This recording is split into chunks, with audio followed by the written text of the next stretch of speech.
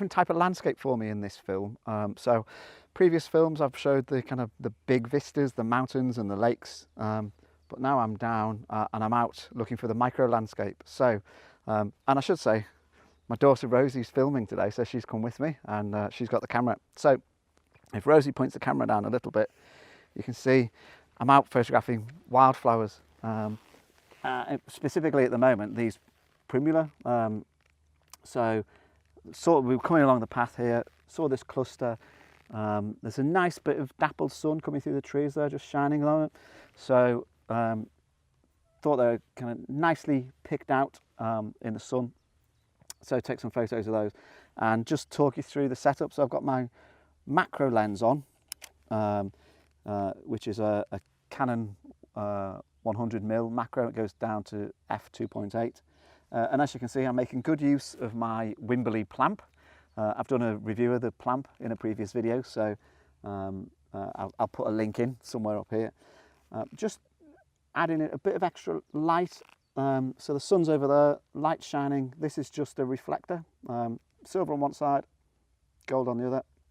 So I'm just using it to drop a little bit of light. Yeah, I don't know if you can see that on the GoPro, but just dropping an extra little bit of light to light up the face of this front flower here, and my focus is on the front flower. So I'm going to take some photos and then I'll come back in a second and show you what I'm up to. Hopefully this gives you a better view of what I'm doing. So I'll just ask Rose to turn the camera to look at the flowers. Rose. So you can see there's this cluster of 4 flowers, and what I'm doing is I'm focusing on this small one right in the foreground and trying to drop the ones in the background out of focus. So to do that, I'm using an aperture of f2.8. So and focusing on the very front of this. Now, an aperture of f2.8 gives a very, very shallow depth of field, and that's what I'm looking for. I'm trying to just highlight this front. You obviously be able to see the flowers in the background, but hopefully they'll be out of focus, a bit kind of, for want of a better phrase, mushy, and the one in the front will be in focus. And the idea being, it gives you a demonstration of kind of this smaller flower in the front, but also that it's not in isolation, it's a group. So if I show you, if Rosie just comes down here a bit, I'll show you on the back of the camera. So you can see here, right in the rule of thirds, I've got the flower in the foreground, and then the ones in the background are out of focus.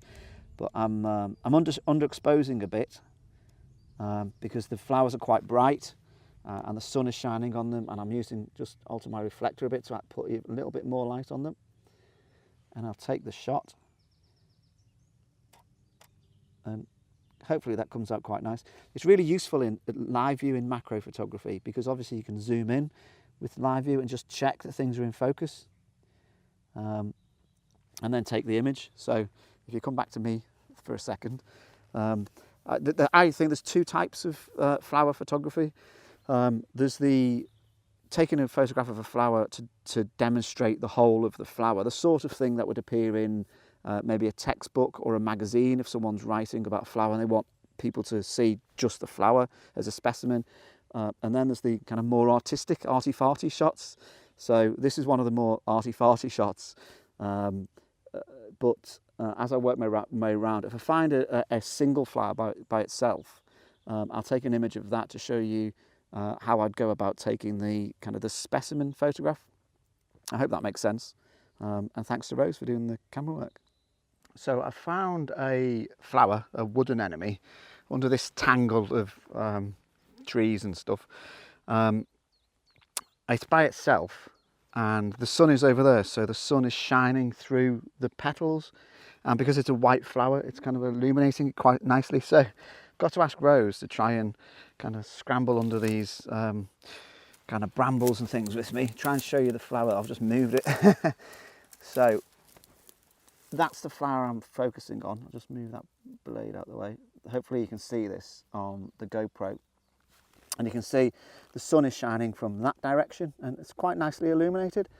So I'm just using my reflector here to throw a little bit of light on the front, but if Rose then looks here, I'll brighten that up considerably. You can see I'm going almost entirely just focused on the flower, and I'm head on because I'm on f2.8, which again gives me a very shallow depth of field. So I want to focus on the plane of the flower. Imagine the flower is here and the camera is here, so that staring it directly in the face to try and get a uniform focus across the plane of the flower.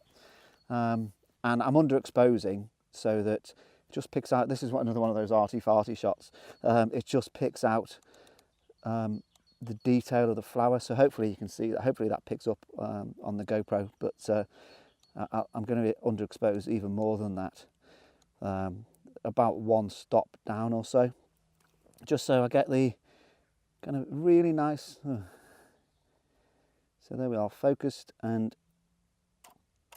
quick image. And hopefully, if, mind your head, Rose, hopefully, oh, almost fell over. Hopefully what we get then is a lovely kind of flower face on, face straight to the camera, with the sun shining through the petals. It creates a nice effect. So it's not one of those images that would be in a textbook, but it's one of those that might be considered artistic, but I'll let you decide when I post the images. Well, I hope this is working, because I just broke my microphone a little bit, so the tops come off somewhere in the woods. So I hope the sound is working.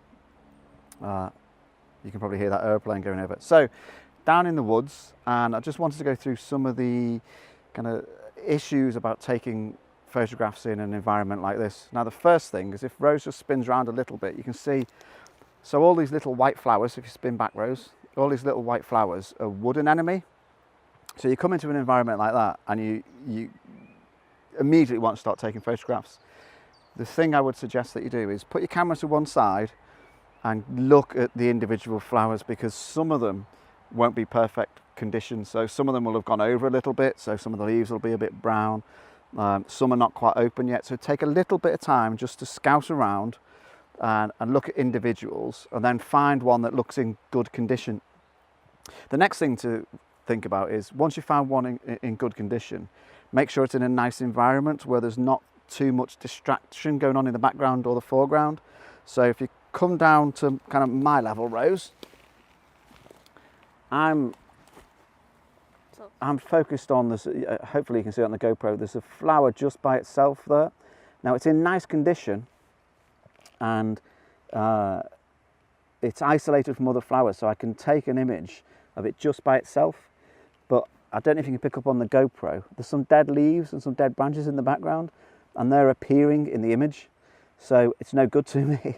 It's a nice image, but that's too much distraction. So what I've got to do is try and find another flower that is not in kind of quite a similar condition. So I'm going to do a bit more scouting around and then come back to you. I've moved about a foot, so I was looking over here before. I've now just moved, and if Rose spins round, there's a flower there you can see that's illuminated by the sun at the moment. Now the beauty of that is the tree behind it is acting like a backdrop, so really giving me the opportunity to isolate the flower. So with me underexposing and focusing just on the flower, it essentially is rendering the background completely black, so the flowers just the whole focus of the image, and I'm quite liking the composition. There's also some quite nice leaves, but one of the things you might have to do when you're taking photos of flowers is just, Rose, if you come this way a little bit, just move some of the leaves out of the way a little bit, gently, because I don't want to damage them, but I'm just moving some of the leaves in the foreground out of the way a little bit, isolates the flower a little bit more, and then I can take the shot.